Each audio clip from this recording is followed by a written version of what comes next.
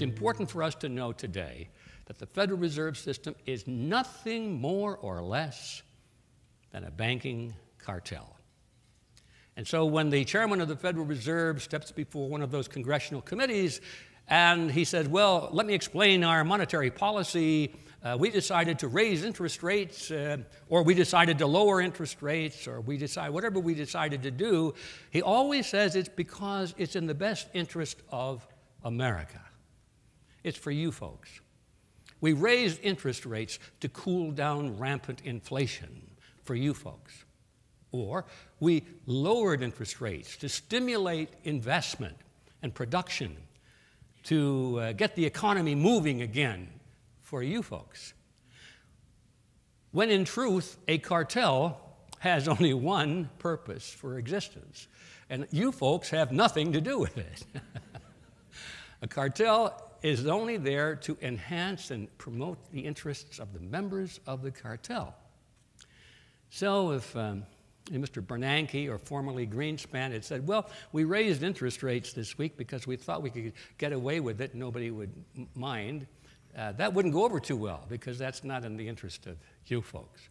But once you understand that basic nature of the Fed, that it is a banking cartel, then so much, if not everything that's happening in recent times and in the immediate future suddenly makes sense.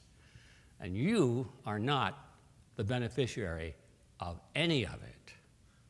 You may wonder in recent times when we see the Federal Reserve creating these, used to be billions, which scare us. Now it's trillions. In one week alone, I think they created $17 trillion out of nothing. That's what they do, you know. Out of nothing. Where did that money come from? Nothing. It didn't come from anywhere. And where did it go? That's the thing that shocked people. Well, it went to the banks, didn't it? What do you expect? Duh. That's what those guys are there for. It's not to give it to you. It's not to stimulate the economy. It's not to stimulate the home market. It's not to provide jobs or employment or anything. It's to make sure that the banks do not fail. So they can make risky investments. They can loan millions, billions of trillions of dollars to third world countries or corporations that don't stand a chance of ever again making a profit. But they'll lend the money anyway because they can collect interest on it. And if the loan goes bad, they can go back to Congress, their partners in this cartel, and say, in the interest of America, we must provide this money to keep these banks afloat, because if the banks close, America will fall and will be taken over by the Red Chinese or something like that. Children will starve. Unemployment will be worse. It's always to help you folks that all of this money is created out of nothing, and you've noticed it either goes directly to the banks to make their balance sheet better, to wipe off those losses, or it goes to the companies and countries that owe money to the banks so that they can continue making their payments to the banks. So it's either directly or indirectly, most of that money winds up in the banks. And as you continue looking down this path where we're headed, you see where we started, where we are now, and I'm going to say it again and over again, unless there are some major changes in the forces acting on that line of history, it's going to get worse and worse, and nothing is really ever going to change. But the starting point is to understand the true nature of this creature from Jekyll Island. I should take just a moment to talk about how money is created. I said it's created out of nothing, and it's certainly true, but there's a very intricate and compelling bit of accounting that goes with it. And once you clear your mind of all of the accounting phrases in the banker language, and you realize, oh my gosh, this is nothing but a fraud, once you get down to that level, then it gets very simple. And that's really all it is. They create money out of nothing, and then they loan it to you and to me and to corporations and other countries and so forth, and then they collect interest on it. Now just think about that. Collecting interest on nothing. Not too shabby. Why didn't I think of that, you know? Well, if we tried that, we'd go to prison, wouldn't we? Because we didn't write the Federal Reserve Act. We weren't there on Jekyll Island. All they did was take their cartel agreement and then got this big eraser and erased the heading which said cartel agreement, and they wrote in Federal Reserve Act. And they got these dum-dums in Congress to vote for it. And so now what would normally be just a cartel agreement between formerly competing businesses now is enshrined in law. And you and I are bound by law to obey their cartel agreement, and if we don't, we go to prison, which is why most people think it's a government agency. Because they think, well, only government can put you in prison, right? That's true. But when the government has been suckered into the deal and becomes a partner with the cartel, which is increasingly what you see at all levels of the economy today, not just banking. You saw a little funny thing on the video here as we came in. They talked about government motors and so forth. I mean, it's creeping into all aspects of the economy, insurance, healthcare, everything. So when it becomes cartelized like that, it gets the government behind it, and the laws make it so that you have to obey the arrangement that basically was created by business cartels for their advantage and their control over the economy, and to make sure that you don't get in the way and just dutifully pay up what you owe and don't make waves.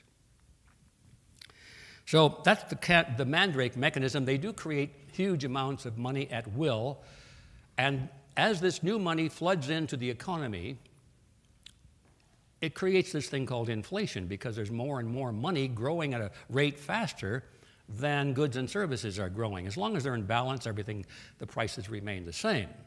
But when you give human beings the power, the authority to create money out of nothing, you know what they're going to do? They're going to create money out of nothing. And lots of it. Huge amounts of it. They always have. This is not new in the United States. This is a historical phenomenon. And every time a nation has tried this, it has destroyed itself because of this power to create money out of nothing. It has debauched its currency. All the great empires have been destroyed because of that. And we are on the same path. I'm going to say it again. If there's not something to change the forces acting on this line of history, this is where we're headed. Total destruction of the economy.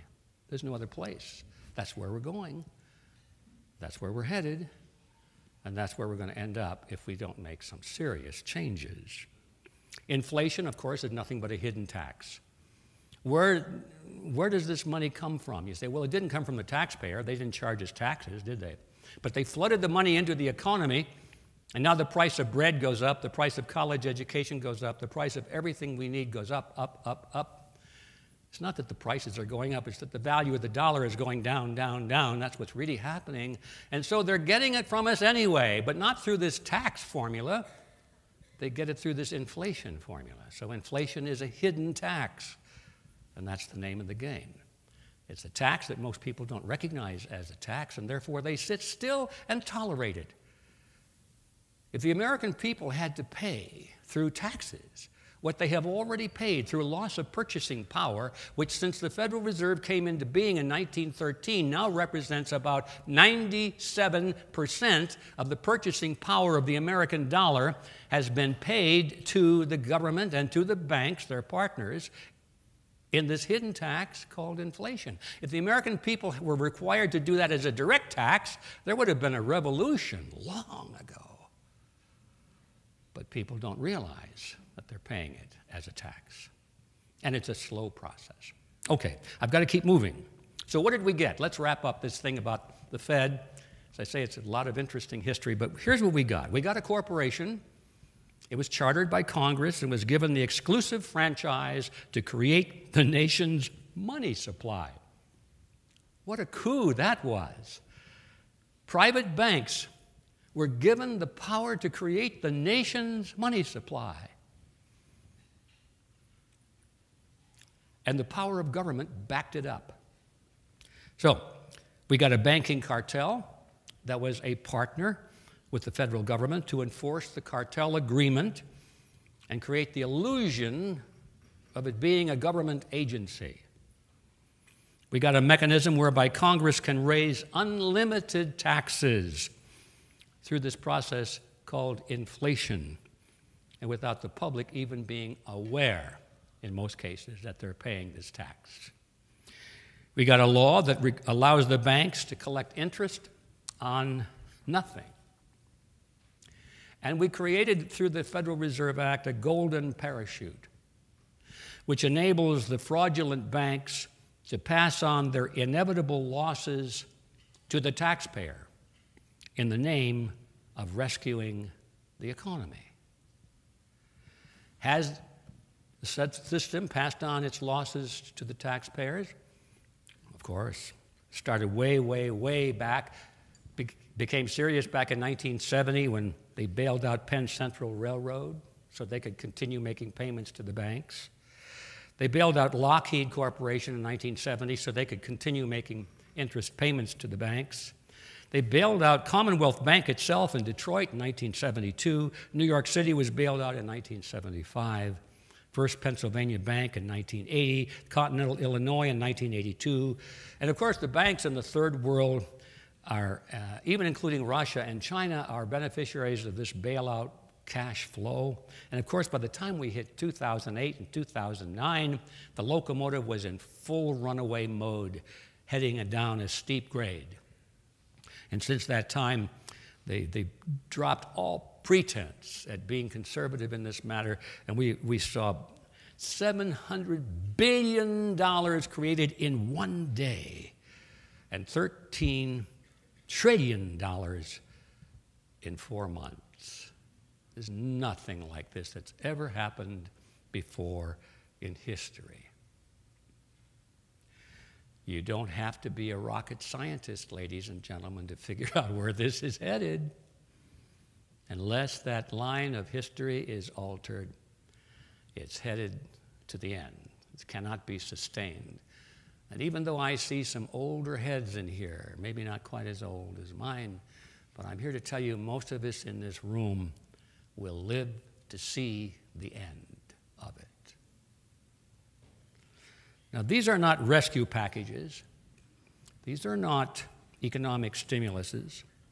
This is nothing less than legalized plunder of the American people.